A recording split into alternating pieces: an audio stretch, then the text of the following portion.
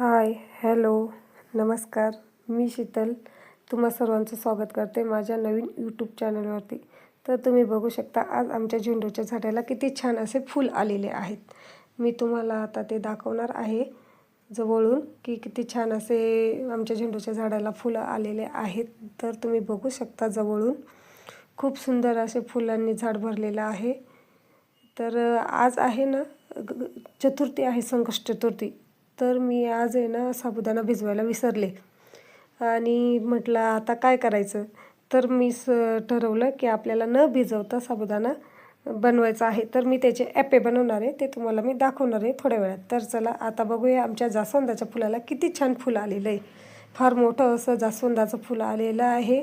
तर ते तुम्ही बघू शकता जास्वंदाचं झाड, आणि त्यामध्ये हे बघा जवळून दाखवते किती छान असं जास्वंदाला फूल आलेलं आहे. चला तर मग आपण आता बनवूया साबुदाण्याचे ॲपे.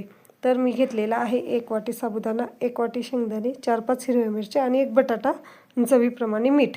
तर हे बघा हे सर्व आपल्याला मिक्सरच्या भांड्यामध्ये टाकून घ्यायचं आहे. तर अगोदर साबुदाणा टाकायचा आहे. तर मी साबुदाणा भिजवलेला नाही आहे, आपल्याला लगेच 5 मिनिटात बनवायचं आहे.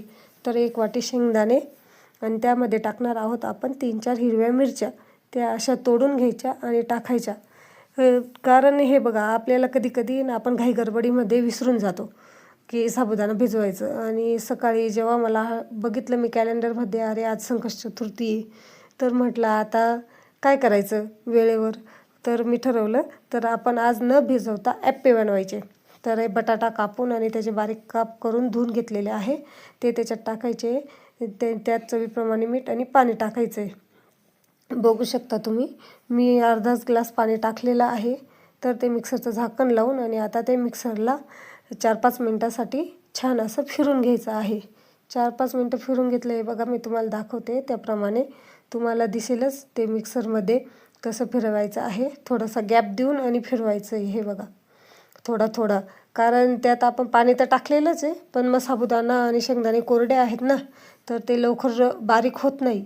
त्यामुळे आपल्याला थोडासा गॅप देऊन मिक्सर असं चालू करायचं आहे. तर आपल्याला हे असं बारीक दळून घ्यायचं आहे चांगलं. बघू शकता तुम्ही किती छान बारीक झालेलं आहे. तर हे अशा पद्धतीने बनवलं ना की आपल्याला साबुदाणा भिजवण्याची काही एक गरज नाही. फक्त 5 मिनिटात आपले ॲपे तयार होतात.